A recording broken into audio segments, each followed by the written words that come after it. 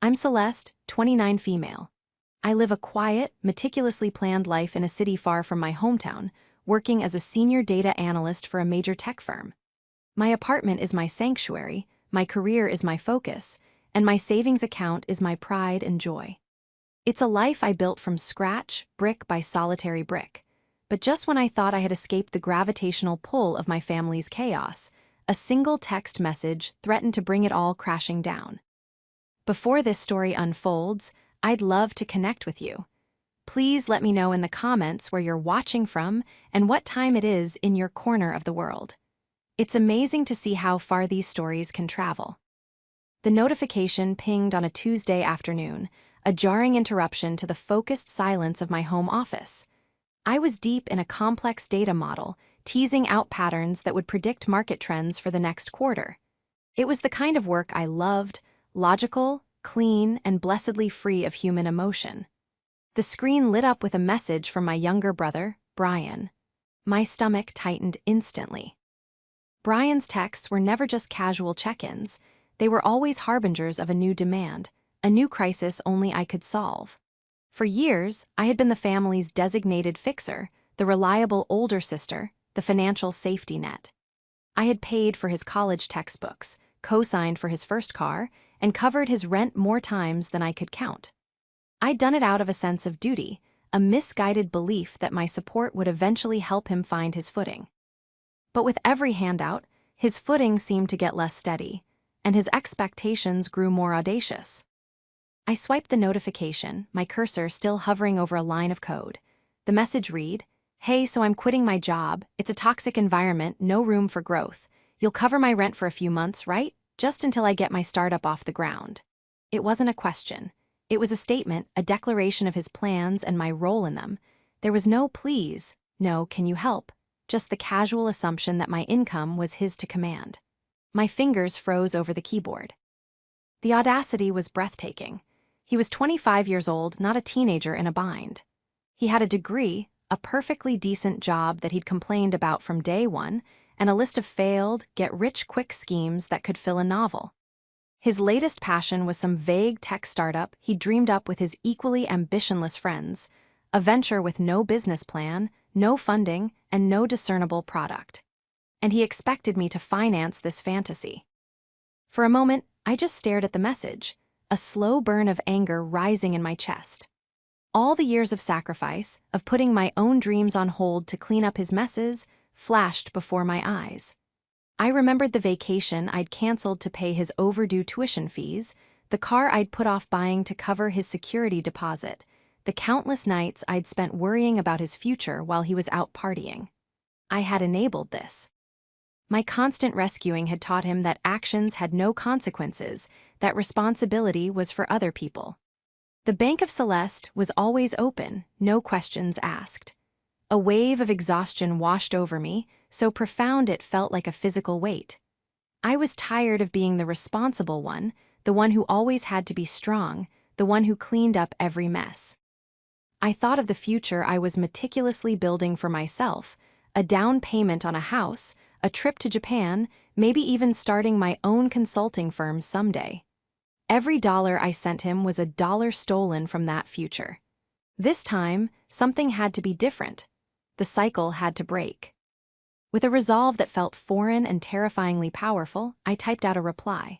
My hands were steady, my mind clear for the first time in years. "No, Brian, I won't be covering your rent. You're an adult. It's time you supported yourself. Pay it yourself."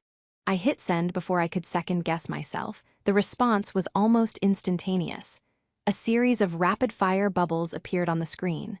"Are you serious? It's just for a few months? I can't believe you're being so selfish. Mom is going to hear about this." The final threat was meant to be the knockout punch. In our family, Mom Cora was the ultimate authority and her word was law. Brian knew that she would always take his side. He was her baby, the golden child who could do no wrong, while I was the dependable workhorse, valued for my utility rather than my affection. For years, this dynamic had kept me in line, desperate for a crumb of the approval she so lavishly showered on him. But the threat didn't land this time. It felt hollow, pathetic. My anger had burned away the fear, leaving behind a cold, hard clarity. I put my phone on silent and turned back to my work, determined to ignore the inevitable storm that was brewing. Later that evening, as I was researching international job opportunities, a long-held dream I'd been quietly exploring for months, an email landed in my inbox. It was from a competitor firm, a major player in the European market. They were opening a new analytics hub in Amsterdam and were looking for a senior analyst to lead the foundational team. The salary was a significant increase, the benefits were incredible, and it included a full relocation package. It was a dream role, a once-in-a-lifetime opportunity.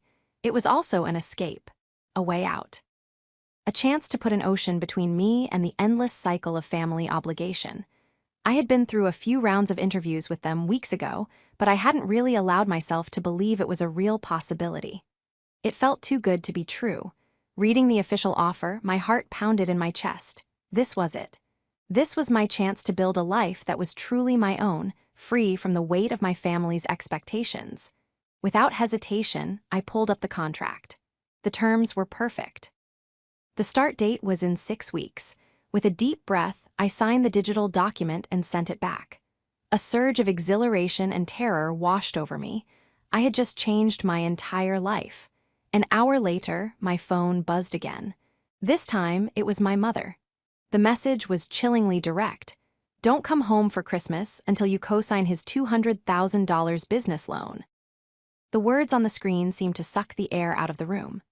A $200,000 loan for Brian's non-existent startup. It was so absurd, so utterly disconnected from reality that I almost laughed. They weren't just asking for rent money anymore. They were demanding I chain myself to a mountain of debt for the sake of my brother's latest whim. The ultimatum was clear: cripple my financial future or be exiled from the family. There was no room for negotiation, no space for discussion. It was a declaration of war, and I had been cast as the enemy simply for saying no. The casual cruelty of it, the way my mother wielded the threat of shunning me over Christmas, a holiday she knew I cherished, was a deliberate twist of the knife. She knew my weak spots, and she was pressing on them with calculated precision. My love for family tradition, my deep-seated fear of being alone during the holidays, these were the weapons she used to control me. For a moment, the old Celeste surfaced, the one who would have immediately buckled under the pressure. The one who would have called, crying, begging for forgiveness, promising to do whatever they asked just to keep the peace. The guilt was a familiar cloak, heavy and suffocating. Was I being selfish? Was it my responsibility, as the successful one, to lift them up? Cora's voice echoed in my head, a litany of phrases I'd heard my entire life. Family helps family. You're so lucky to be in a position to help. Don't forget where you came from. These phrases, once sources of pride and motivation, now felt like chains, pulling me down into a pit of resentment. But then I looked at the signed job contract open on my laptop screen. Amsterdam, a new life, a clean slate. The image was a lifeline, a tangible reminder that I had another choice. I didn't have to be their safety net, their emergency fund, their scapegoat. I could be my own person, on my own terms, an ocean away. The anger returned, sharp and clarifying. This wasn't about helping Brian. This was about control. It was about my mother's inability to accept that I had a life of my own, a life that didn't revolve around her and my brother. It was about Brian's refusal to grow up, to face the consequences of his own choices. They had built a comfortable ecosystem of entitlement and enablement, and my refusal to play my part had sent them into a panic. The $200,000 loan wasn't just for a startup. It was a desperate attempt to maintain the status quo, to buy Brian a few more years of avoiding responsibility, and to reassert their control over me. I thought about what co-signing that loan would mean. It would be a financial death sentence. It would anchor me to their irresponsibility for decades. I would never be able to buy a house, save for retirement, or invest in my own future. My life would become collateral for his fantasy.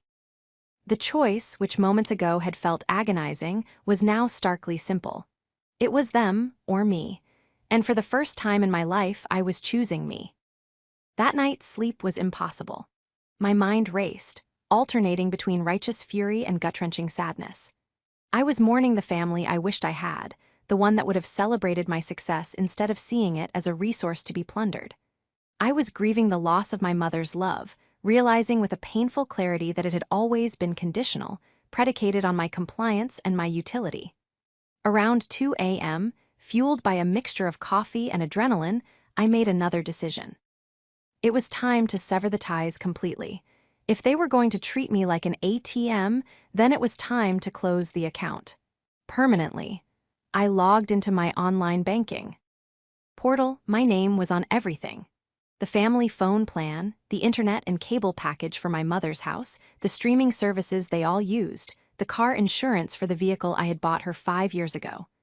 I was the responsible one, the one with the good credit score, so naturally, every single bill had ended up in my name. I had set up the automatic payments years ago, and I had never given it a second thought. It was just another part of my role as the family provider. One by one, I went down the list. The phone plan, canceled. The internet, disconnected. The insurance policy, terminated. The streaming subscriptions, all of them gone.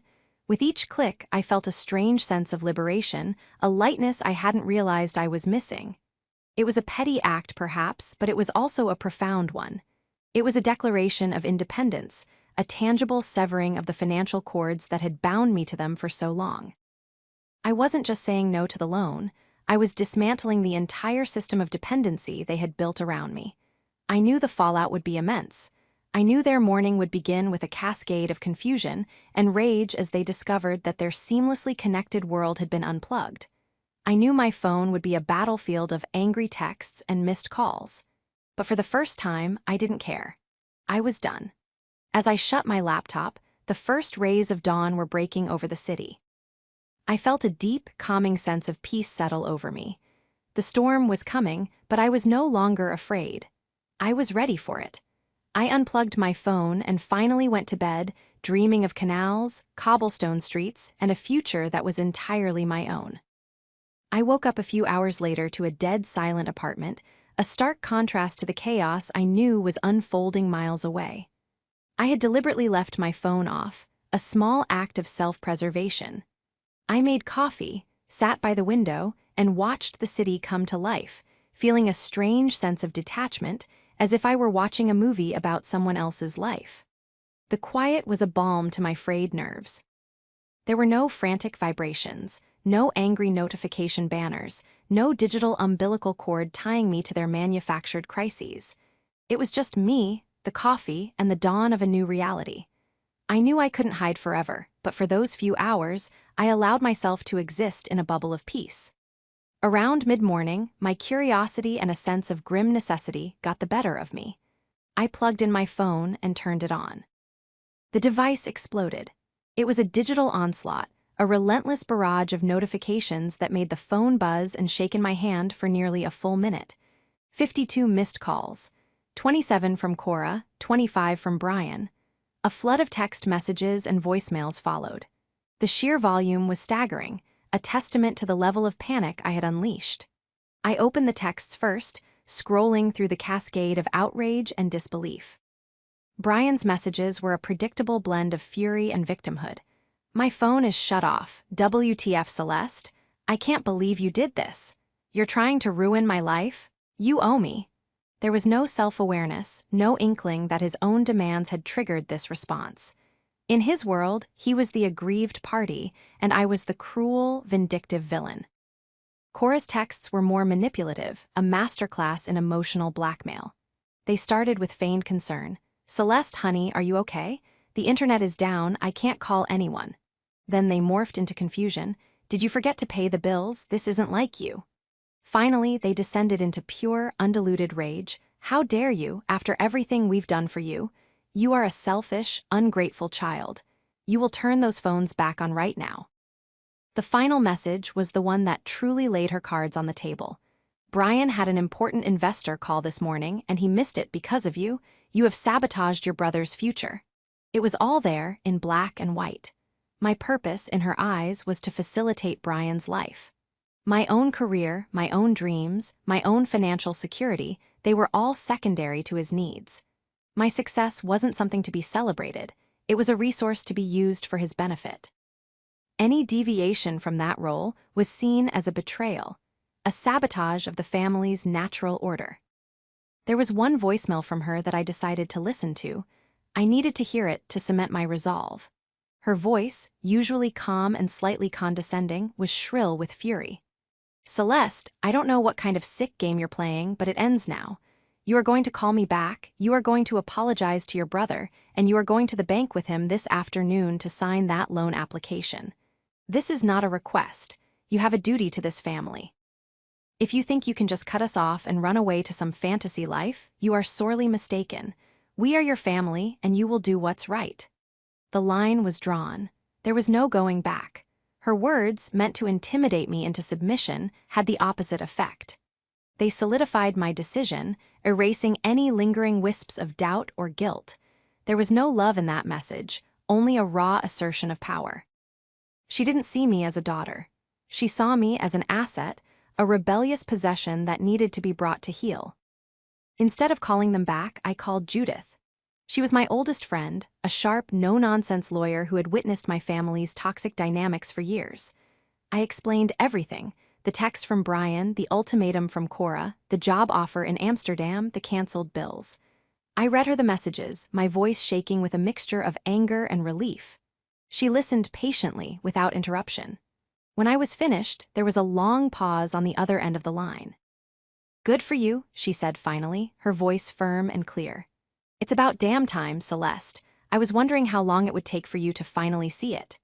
Her validation was like a cool drink of water in a desert. For years, I had questioned my own feelings, wondering if I was the crazy one, the ungrateful one. Hearing her confirm that my family's behavior was not normal, that my reaction was not just justified but long overdue, was incredibly empowering. "So what's the plan?" she asked. "Legally, they can't do anything. The bills were in your name, you have every right to cancel them, but they're not going to let this go. They're going to escalate." "I know," I said, looking around my apartment, the sanctuary I had built. "I'm taking the job. I'm moving to Amsterdam in 6 weeks." "Okay," Judith said, her voice shifting into professional mode. "We need to make sure you're protected. We need to untangle every single financial tie you have to them. The car you bought her, is the title in your name or hers?" My blood ran cold. It's in my name. I was going to transfer it, but I never got around to it." "Okay," she said again, calm and steady. "That's good. That gives us leverage. What else? Are you on any bank accounts with them? Any property? Any lingering financial obligations at all?" We spent the next hour mapping out every financial connection, every potential vulnerability. It became clear that my life was far more enmeshed with theirs than I had ever realized. Untangling it would be a complex and painful process, but with every item we added to the list, I felt more determined. This wasn't just about escaping to Amsterdam anymore. This was about a systematic dismantling of a lifetime of financial and emotional abuse. This was about taking back my life, one canceled contract, one transferred title at a time. The line had been drawn, and I was finally on the right side of it. Armed with a checklist and Judith's legal counsel, I began the meticulous process of financial disentanglement. It felt like performing surgery on my own life, cutting away the diseased parts to save the whole. The first and most immediate issue was the car I had bought for Cora. It was a reliable, late-model sedan that I had paid for in cash as a 50th birthday present, a gesture I had hoped would earn me a moment of genuine maternal pride. The title and insurance were still in my name, a detail I had overlooked in the flurry of life. Following Judith's advice, I contacted a vehicle repossession company. The conversation was surreal. I explained that I was the legal owner of the vehicle and that I needed it retrieved from my mother's property. The agent on the phone was professional and detached, asking for the make, model, license plate, and address. There was no judgment, just a calm recitation of the procedure and the fee, which I paid immediately with my credit card. They promised to have the car within 24 hours. Hanging up the phone, I felt a pang of guilt, but it was quickly overshadowed by a sense of grim necessity. The car was a major asset, and leaving it in her possession was a liability I couldn't afford. It was also a powerful bargaining chip. Next on the list was a joint savings account I had opened with my mother years ago. It was supposed to be an emergency fund for her, and I was the primary contributor, depositing a few $100s into it every month. She rarely, if ever, put money in, but she had full withdrawal privileges. I had always trues. Told her not to abuse it. Now that trust was shattered. I logged into the account, my heart pounding. The balance was lower than I expected, much lower. I scanned the transaction history, a knot of dread tightening in my stomach. There were dozens of withdrawals, all made by her over the past year. Small amounts at first, $50 here, $100 there, but they had become more frequent and larger in recent months. There were payments to high-end department stores, expensive restaurants, and even a recurring charge for a luxury subscription box. The most damning discovery was a series of large cash withdrawals, totaling over $5,000, all made in the last 6 months. The truth hit me like a physical blow. This wasn't an emergency fund. It was her personal slush fund, a secret supplement to her retirement income, funded by me. She was living a lifestyle I was unknowingly bankrolling, all while claiming she was on a fixed income. And the dates of the large cash withdrawals, they corresponded perfectly with the timelines of Brian's last few crises. The security deposit for his new apartment, the emergency car repairs, the seed money for a previous failed venture. It hadn't been my money directly paying for those things. It had been money funneled from this account, laundered through our mother. The deceit was breathtaking in its scope and its cruelty. They had been playing me for years, a coordinated effort of manufactured emergencies and feigned gratitude. Brian would create the crisis, Cora would play the concerned middleman, and I, the dutiful daughter, would provide the solution, never suspecting that the money was simply being passed from one hand to the other. The rage that filled me was cold and pure. It burned away the last vestiges of guilt and sentimentality. This was not a dysfunctional family, this was a conspiracy. I was not a loved one, I was a mark. I immediately transferred the remaining balance, a paltry sum under $1,000, into my personal checking account and initiated the process to close the joint account permanently. The bank informed me that since I was the primary account holder, her signature wasn't required. A small victory, but a deeply satisfying one. As I worked, my phone continued to be a source of constant harassment. They had clearly figured out how to use a neighbor's Wi-Fi, because now my email and social media accounts were also under siege. Brian sent me a long, rambling message on Facebook, a pathetic attempt at a guilt trip. He talked about his dreams, about how much this startup meant to him, how I was the only one who could make it happen. He accused me of being jealous of his ambition, of wanting to see him fail. It was a textbook narcissist's lament, completely devoid of personal responsibility. Cora's emails were even more venomous. She called me a thief for taking her car. She accused me of abandoning the family, of spitting on my upbringing. "You have a dark, cruel heart, Celeste," she wrote. "One day you will be old and alone, and you will regret this day. You will come crawling back, and we won't be here for you." The threats were designed to prey on my deepest fears, but they had lost their power. The discovery of their long-term financial deception had inoculated me against their emotional poison. They weren't my family, they were con artists who happened to share my DNA. Late that afternoon, Judith called with an update. She had been digging into the legality of the business loan Cora was trying to force me to co-sign. "It's worse than we thought," she said, her voice grim. "The business is just Brian. There's no LLC, no corporate entity, nothing. It's a personal loan application dressed up as a business loan. And the address he listed for the business? It's Cora's house. He has no business plan, no revenue projections, nothing that any legitimate lender would ever approve without a cosigner with a perfect credit score and significant assets. Celeste, they weren't asking you to invest in a business. They were asking you to personally guarantee a $200,000 loan that he would have absolute control over, with zero accountability." The final piece of the puzzle clicked into place. This was never about a startup. It was about getting their hands on a huge sum of cash, with my name being the only thing on the hook when it inevitably disappeared. The premeditation, the sheer, cold-blooded nerve of it, was staggering. My escape to Amsterdam was no longer just a career move, it was a necessary act of survival. The next few weeks were a blur of focused activity. My life was divided into two distinct tracks, preparing for my new life in Amsterdam and systematically eradicating every trace of my old one. At work, I was a model employee, wrapping up my projects, documenting my processes, and training my replacement. My colleagues threw me a lovely farewell party, full of genuine well-wishes and excitement for my European adventure. It was a bittersweet affair, a glimpse into the kind of supportive, healthy relationships I was now seeking. My friend Maya, who knew the full story, gave me a long hug at the end of the night. "You're the bravest person I know," she whispered, and I almost burst into tears. It was a stark contrast to the messages still trickling in from my biological family, which had devolved into a pathetic mix of insults and desperate, last-ditch pleas. At home, my apartment was a landscape of cardboard boxes and packing tape. With every item I sorted, keep, donate, trash, I felt like I was shedding a layer of my old self. It was a cleansing, a purification. But the most important work was happening online and over the phone, with Judith guiding me every step of the way.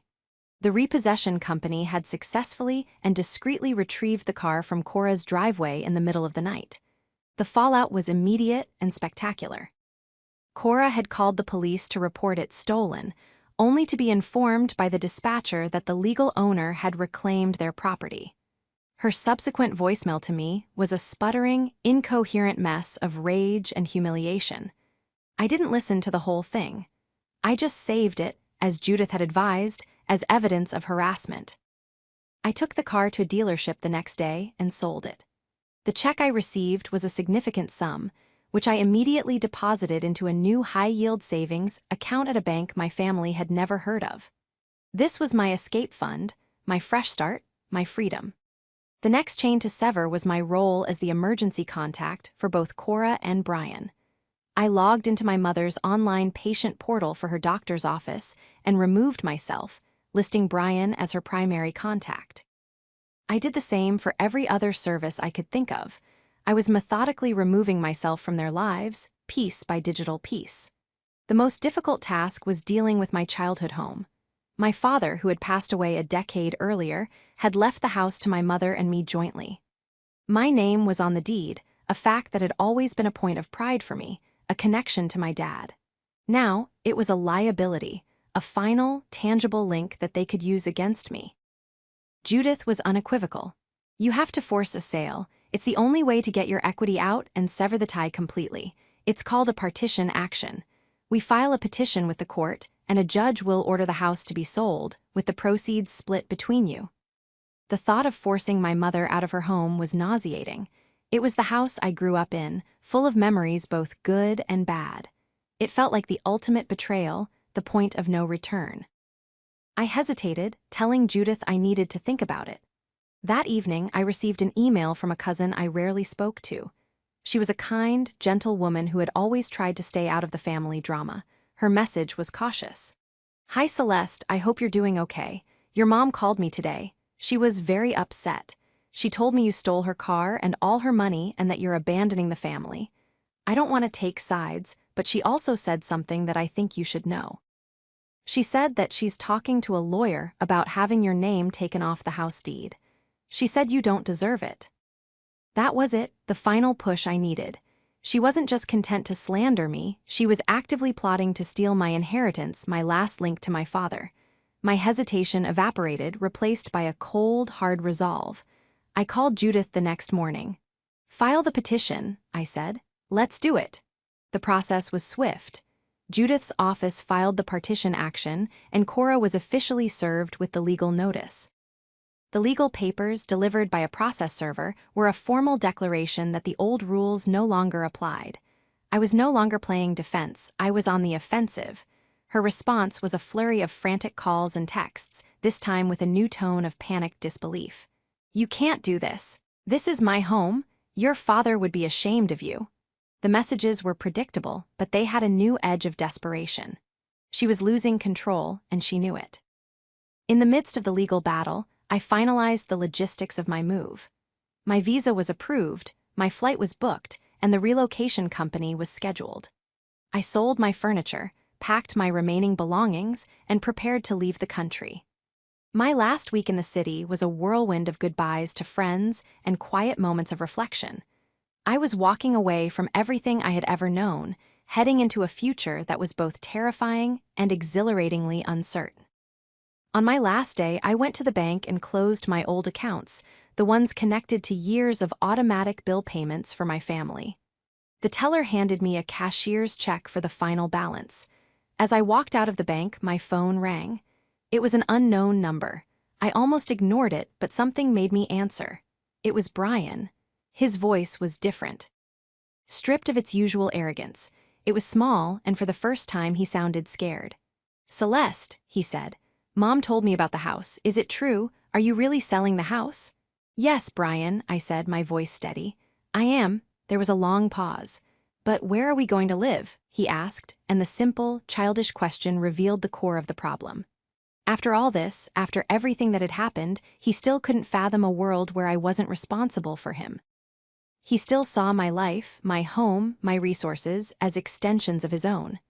"That's not my problem anymore, Brian," I said, and for the first time I truly believed it. I hung up the phone, blocked his number, and walked away without looking back. The last chain was severed. I was free. My flight to Amsterdam was a surreal experience. As the plane climbed above the clouds, leaving my old life behind, I felt a profound sense of peace. The constant anxiety that had been my companion for years was gone, replaced by a quiet hum of anticipation. I had a new job, a new city, and a new life waiting for me. The legal battle over the house was still ongoing, but with Judith at the helm, I was able to detach from it emotionally. It was a business transaction now, the final item on a long checklist of disentanglement.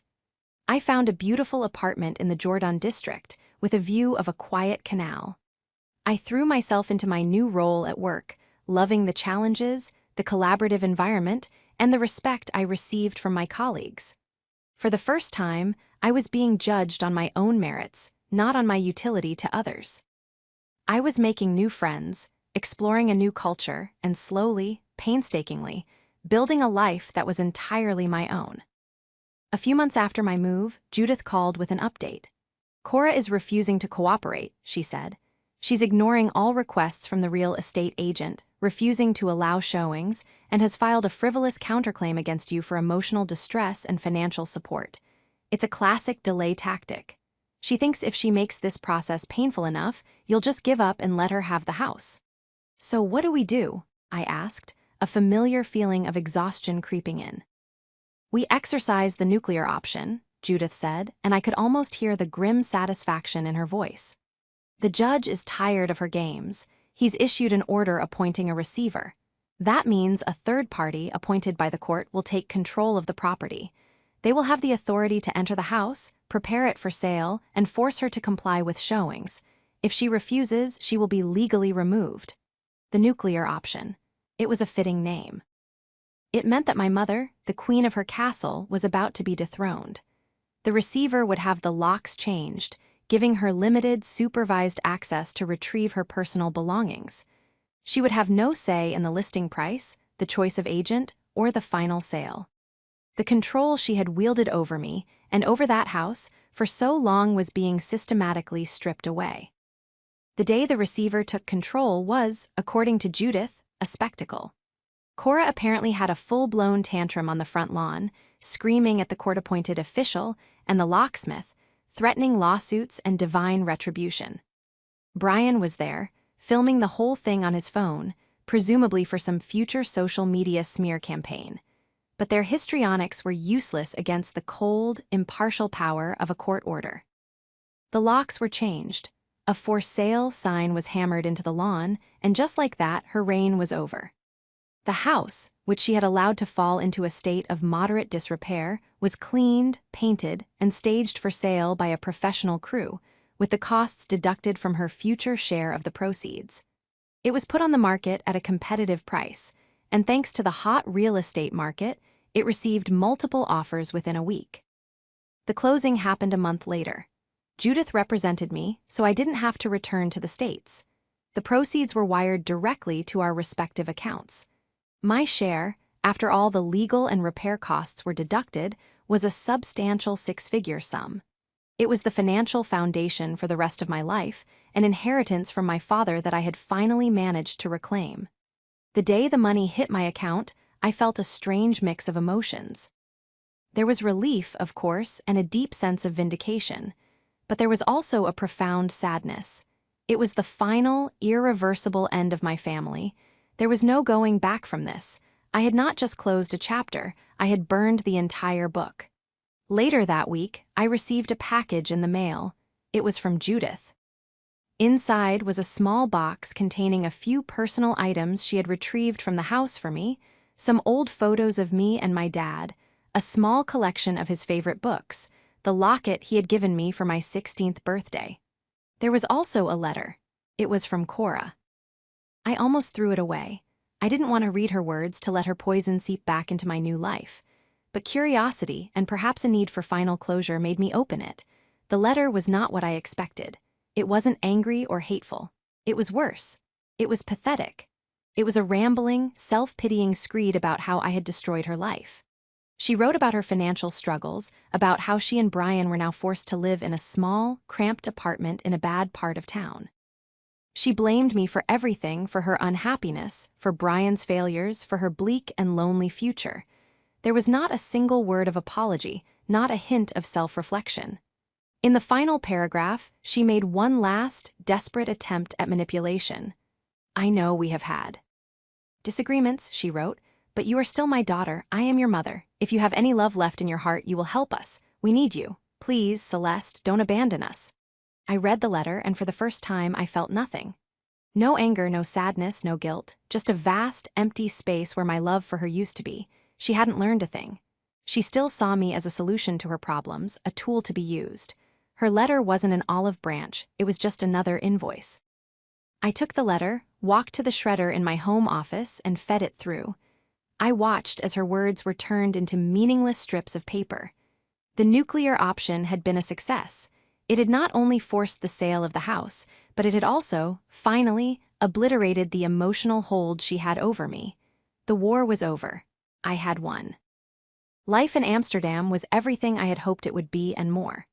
The city's rhythm was a gentle counterpoint to the frenetic pace of my old life. I biked to work along the canals, spent my weekends exploring museums and art galleries, and developed a deep appreciation for stroopwafels and cozy brown cafes. My work was fulfilling, my colleagues became genuine friends, and I even started dating a wonderful Dutch man who was kind, respectful, and completely unimpressed by my salary. He was a landscape architect, and he was more interested in the beauty of the world than the size of my bank account.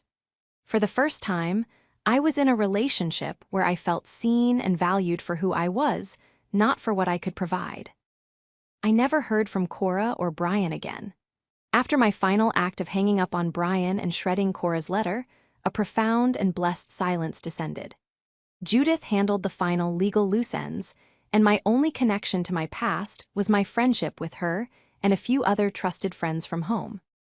They would occasionally give me updates, which I received with a sense of detached curiosity, like reading about characters in a novel I had long since finished. Cora and Brian, as it turned out, were not faring well without their financial safety net. They had to sell the house and move into a small apartment. The sudden influx of cash from the house sale was, predictably, mismanaged and quickly squandered. Brian's startup never materialized. The $200,000 loan he had been so desperate for was, as Judith had suspected, a fiction. He had no investors, no product, and no plan. He had burned through his share of the house money within a year on a flashy car, expensive gadgets, and a series of ill-advised crypto investments. He was now working a series of dead-end gig economy jobs, constantly complaining about the unfairness of the world.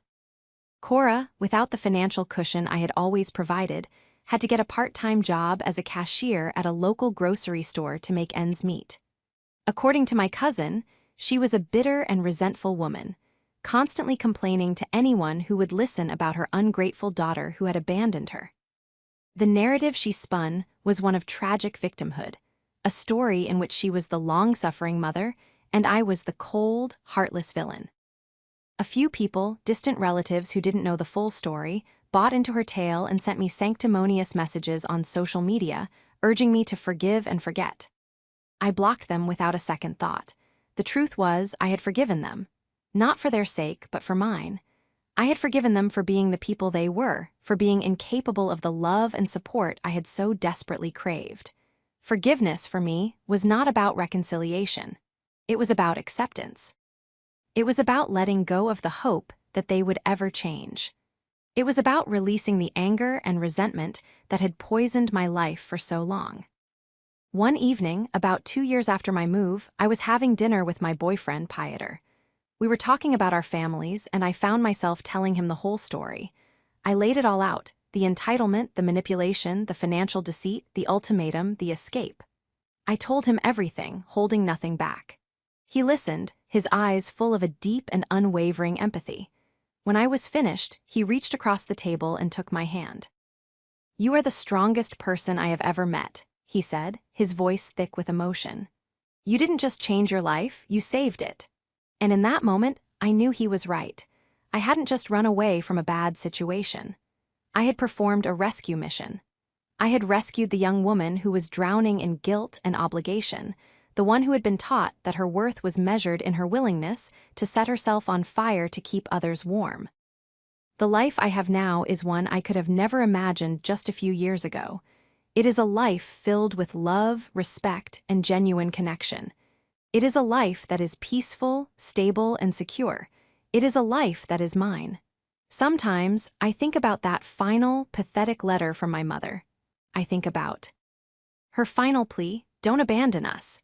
And I realize that I didn't abandon them. They abandoned me long ago. They abandoned their roles as mother and brother, choosing instead to be users and manipulators. I didn't sever the family ties, I simply stopped holding them together all by myself. I let go of the rope, and the whole rotten structure came crashing down.